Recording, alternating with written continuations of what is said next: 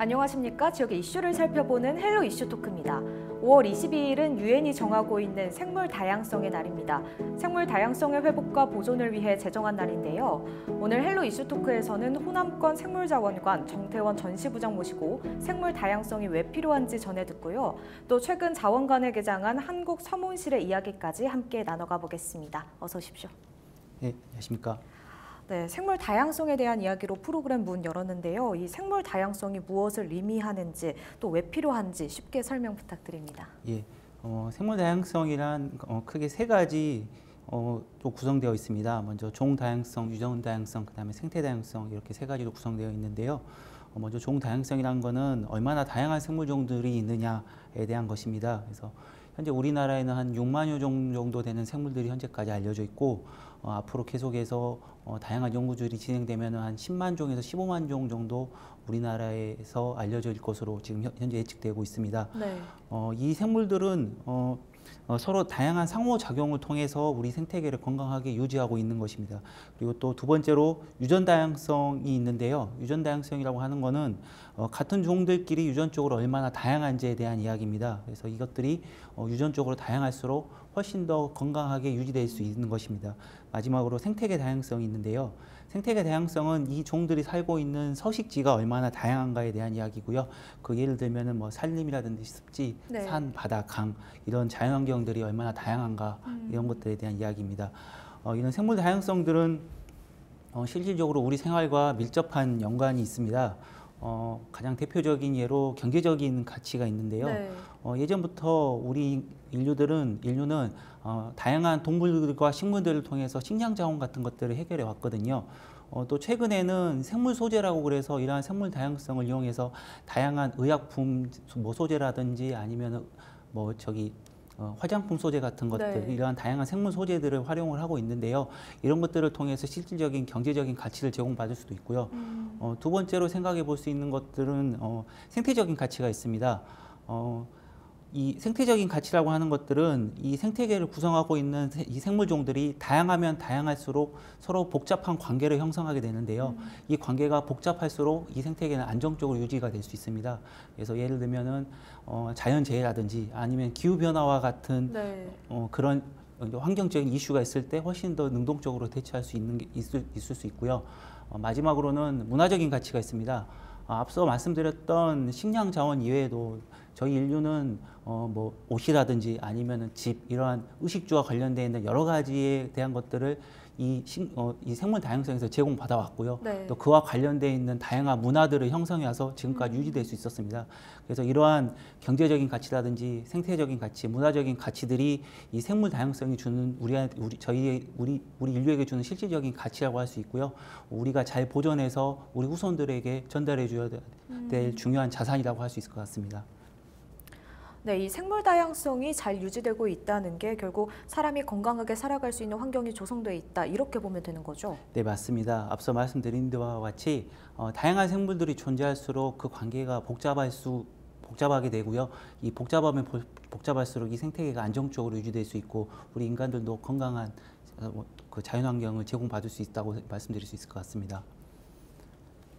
네, 그래서 이 국립호남권 생물자원관에서는 우리나라의 섬과 연안의 생물자원을 보호하고 또 더 나아가서 연구하는 역할을 하고 있다고 들었습니다. 이 부분도 잠깐 소개를 해주시죠. 저희 국립호남권 생물자원관은 목포시 고화도에 위치하고 있고요. 현재 개관한 지 3년 정도 되는 환경부 산하기관입니다. 주로 섬과 연안 지역의 다양한 생물 자원들에 대한 연구, 교육, 전시에 관련되어 있는 사업들을 하고 있고요. 저희가 그 유무인 도서에서 어떠한 생물들이 살고 있는지에 대한 조사, 그리고 이것들을 활용해서 생물 소재들을 확보하는 것, 더 나아가서 사업화를 지원하는 사업들, 그 다음에 다양한 교육 활동들과 이 연구와 교육 활동들과 더불어 또 이 다양한 전시 활동을 하고 있습니다. 그래서 또 최근에는 한국 섬온실이라는 그 식물 온실을 또 개원을 하기도 했습니다. 네, 그리고 또 이 국립호남권 생물자원관을 찾는 아이들이 이 생물 다양성에 대해서 배우고 또 그 가치를 알아갈 수 있도록 교육이나 전시, 체험 프로그램도 있다고 들었는데요. 어떤 게 있을까요? 저희 전시관은 상설전시관, 기획전시관, 그다음에 어린이 체험실, 유아 놀이터, 그다음에 관광 놀이터 이렇게 구성되어 있고요. 네. 2층 상설 전시관에 오시면은 우리나라 섬과 연안의 생물 자원 한 3천여 종 정도가 실제 표본과 박제로 만들어진 그 표본들을 보실 수가 있습니다. 그다음에 기획전시실 같은 경우는 저희가 1년에 2번 정도 그 섬을 주제로 해서 기획전시를 현재 진행을 하고 있고요. 네. 최근에는 경렬비열도에 관한 전시가 진행되고 있고 7월 달에 또 제주도에 대한 기획전시를 진행할 예정입니다.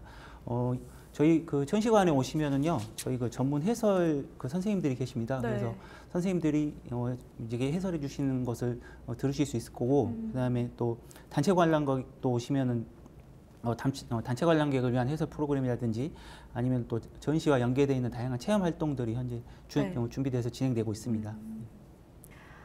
네, 아이들 체험 프로그램을 소개를 해주셨는데 이외에 기획하고 있는 프로그램 또 있을까요? 저희가 매해 한 2건 정도, 그러니까 4건 정도의 기획 전시를 현재 진행하고 있고요. 네. 그중에 한 2건 정도는 섬을 주제로 해서 기획 전시를 현재 진행을 하고 있습니다. 근데 현재 진행되고 있는 건 그 경렬비열도에 대한 기획 전시를 현재 진행을 하고 있고요. 이 다음에는 이제 제주도를 주제로 해서 기획 전시를 할 예정입니다. 이번 기획 전시는 제주도에 있는 생물 다양성과 그리고 또 제주도에 위치하고 있는 그 생약누리라는 기관이 있습니다. 식약처 소속의 기관인데 이 생약, 그러니까 쉽게 말씀 가장 대표적인 예로 우리나라에서 예전부터 많이 이용했던 한약재들 같은 네. 것들이 있는데요. 이런 것과 관련되어 있는 연구를 진행하는 기관들과 공동으로 해서 현재 기획전을 준비를 하고 있고 제주도에 있는 다양한 생물들이 어떠한 생물들이 있는지 그다음에 이것들이 예전부터 어떻게 해서 생약으로 활용되어 왔었는지 이런 것들을 주제로 해서 현재 또 기획전을 준비를 하고 있습니다. 네, 이 월마다 전시 체험 프로그램이 조금씩 바뀌는 프로그램도 있던데요. 이 5월에는 울릉도 자생식물의 잎을 관찰하는 그런 체험 프로그램도 마련이 된다고 들었습니다. 이 많은 아이들이 참여했는지 분위기는 어땠을까요?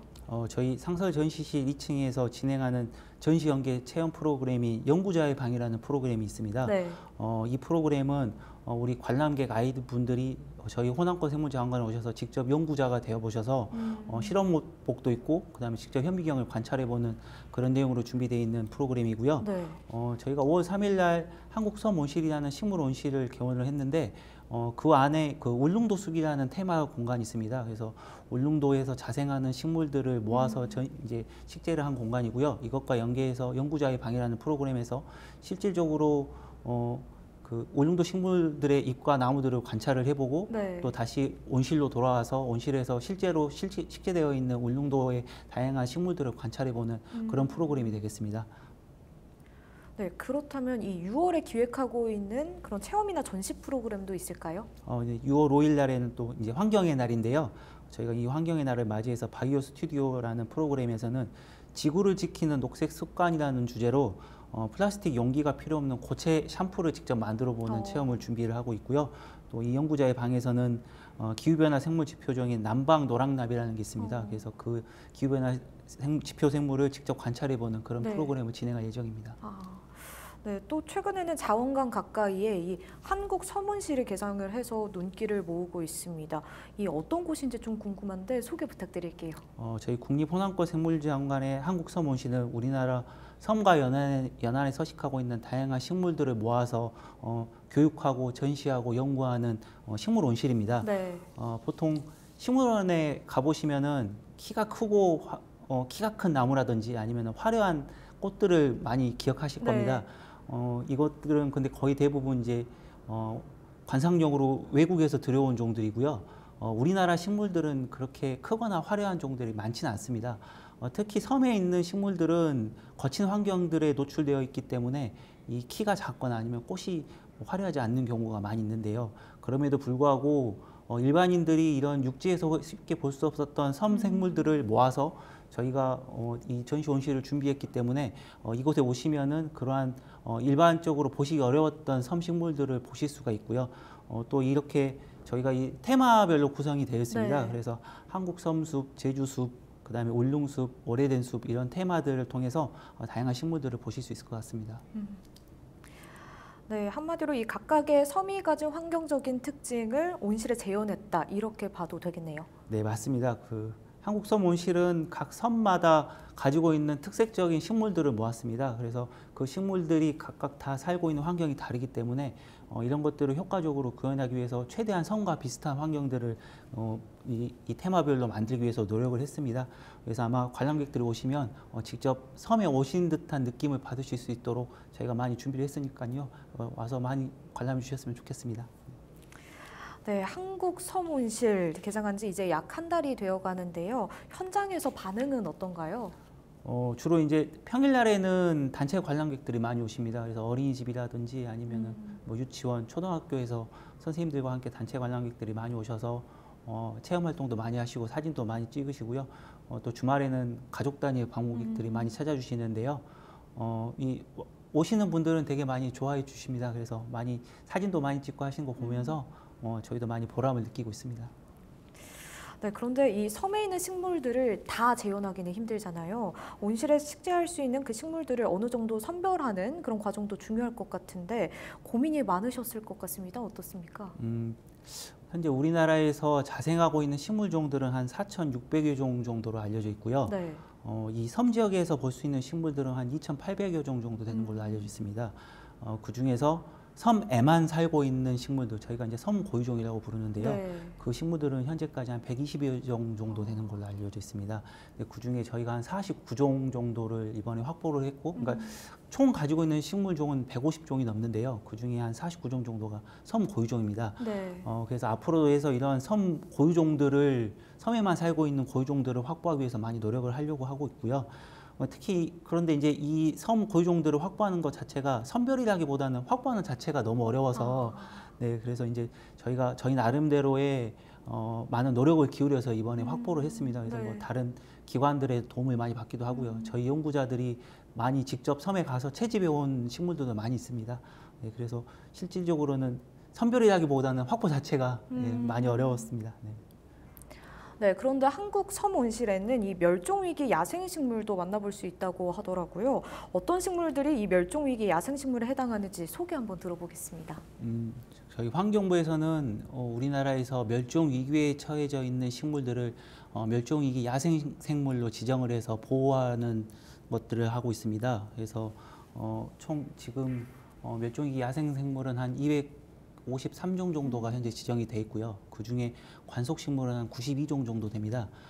저희가 이 92종 중에 한국 섬 온실에서 보유하고 있는 식물종 한 10종 정도 되는데요. 대청부채, 삼백초, 나도풍란, 풍란, 석곡, 섬시오, 죽절초, 지네발란, 섬개아각나무, 큰바늘꽃 이렇게 한 10종 정도를 현재 확보를 해서 보유를 하고 있고요. 실은 이 종들은 저희가 원서식지에 가서 직접 확보를 한 건 아니고요. 국립생태원의 멸종위기종 보건센터라는 곳이 있습니다. 네. 그래서 이제 그곳에서 이제 그 보건 사업을 통해서 인공증식한 개체들을 저희가 기관 대 기관끼리 협의를 통해서 이번에 확보를 했고 저희 온실에 도입을 할 수 있었고요. 이 멸종위기 식물 같은 경우는 일반인들이 실제로 보기 어렵고요. 네. 또 보신다고 해도 직접 만지실 수 없습니다. 실은 법에 저촉되기 때문에 일반인들이 접근하기 많이 어려운 점이 있는데 여기 저희 온실 오시면 이 10종 정도는 아마 쉽게 보실 수 있을 것 같고요. 저희 기관에서도 앞으로 이렇게 다양한 멸종위기종들이라든지 이런 것들에 대한 연구를 현재 진행을 할 예정입니다. 네, 멸종위기종에 대해서 말씀을 해주셨는데 네. 이 멸종위기종 식물 외에 소개해 주실 식물이 또 있을까요? 저희 한국 섬 온실에 또 특별하게 또 염생식물을 직접 식재를 해서 현재 관리를 하고 있습니다. 네. 이 염생식물이라는 거는 다른 식물들은 이 소금기에 되게 약합니다. 근데 이 소금기가 존재하는 땅에서도 자랄 수 있는 식물들을 지칭해서 염생식물이라고 네. 하는데요. 이 염생식물이 최근 이제 세계적으로 되게 많은 연구가 진행되고 각광을 받는 이유가 있습니다. 이 혹시 블루카본이라고 들어보셨을지 모르겠는데요. 이 블루카본이라고 하는 거는 이 연안의 근처에 존재하는 식생들 중에 맹그로브, 그다음에 해초류, 그다음에 금방 말씀드린 염생식물 이런 식물들이 스스로 영양분을 만들기 위해 흡수하는 CO2가 다른 육상의 식물들에 비해서 훨씬 더 많은 양의 CO2를 흡수를 합니다. 그래서 이 연안 특히 토양에 저장을 하게 되는데요. 이러한 작용들 때문에 아마 우리나라뿐만 아니고 전 세계적으로 이 기후 변화를 좀 감소시킬 수 있는 식물종으로 많이 인식이 되고 있고요. 우리나라에서는 현재 염생식물에 대한 연구가 근데 그렇게 많이 진행되어 있지 않습니다. 그래서 우리 군혼합권생물자원관에서 기관의 취지에 맞게 이번에 염생식물에 대한 다양한 연구들을 진행할 계획이고요. 또 그것과 연계해서 다양한 연구들이 진행될 수 있도록 저희 섬 온실에 특별히 염생식물 코너가 있습니다. 그래서 여기 와 보시면 다른 곳에서 볼 수 없는 또 물론 뭐 아까 말씀드렸다시피 크거나 화려하지는 않습니다. 네. 근데 그러한 좀 다른 식물들과 식물원과 다른 식물들을 보실 수 있을 것 같습니다. 네, 이렇게 이야기를 듣다 보니까 풀 한 포기, 꽃 한 송이 이렇게 소중하게 지켜내는 분들이 있구나 이런 생각이 드는데 실제로 이 자원관에서 섬 지역의 희귀 식물을 발굴하고 또 보존하는 사업도 하시더라고요. 이 부분도 소개를 좀 해주실까요? 이 섬 지역이라는 거는 육상에서 분리돼 있고요. 그다음에 또 이렇게 지리적으로 고립돼 있기 때문에 그 섬에서의 자기 고유한 독특한 생태계를 형성을 하고 있습니다. 그래서 이곳에 있는 식물들도 이곳의 독특한 환경에 적응하기 위해서 자기 나름대로의 적응 과정과 또한 진화 과정을 통해서 지금 현재까지 형성이 됐고요. 이러한 이유 때문에 그 섬에만 살고 있는 앞서 말씀드린 섬 고유종이 그래서 이제 섬에 있을 수 있게 되는 거죠. 그래서 이러한 식물 같은 식물종들, 뭐 식물종들뿐만이 아니고요. 이러한 다양한 생물들이 우리나라 유인도라든지 무인도서에 많이 분포를 할 것으로 저희가 예상을 하고 있고 또 이와 관련돼 있는 다양한 연구들을 현재 진행을 할 계획이고요. 또 이렇게 해서 확보한 다양한 희귀 식물을 포함한 여러 희귀 생물들을 잘 보존하고 또 잘 저희 후손에게 전달해 줄 수 있게끔 또 다양한 연구들이 현재 계획되어 있습니다. 네. 네, 이상입니다. 네, 사실 이런 활동이 곧 우리나라의 생물 주권을 지키는 일이다 이렇게 봐도 되는 거죠? 네, 맞습니다. 최근에 이 그 생물 다양성에 대한 이슈가 많이 이제 제기됐습니다. 그래서 이제 최근에는 국제 생물 다양성 협약이라는 국제 협약까지도 등장하게 되었는데요. 네. 이 협약에 대해서 간단하게 설명드려 보면 예전에는 또 특정 국가가 가지고 있는 생물 자원이 그냥 정보 수준에 머물렀다면 지금은 그 생물 자원을 그 국가가 가지고 있는 고유한 자산으로 인정을 해주자는 게 이 국제 협약의 취지입니다.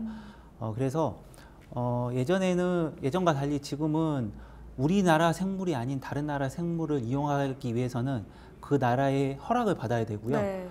또 이것을 통해서 다양한 사업을 이 생물 소재를 활용해서 창출되는 다양한 경제적인 가치가 있다면 그 가치를 공유를 해줘야 됩니다. 쉽게 말해서 인센티브를 제공해야 되는 거거든요. 그래서 그 나라가 가지고 있는 생물 자원이 어떤 종들이 있는지, 그 다음에 그 나라만 가지고 있는 생물 자원은 또 어떤 게 있는지 네. 이런 것들에 대한 정리가 이 나라의 경쟁력이고 이 자산으로 인정을 받는 이제 그런 시대가 되었습니다.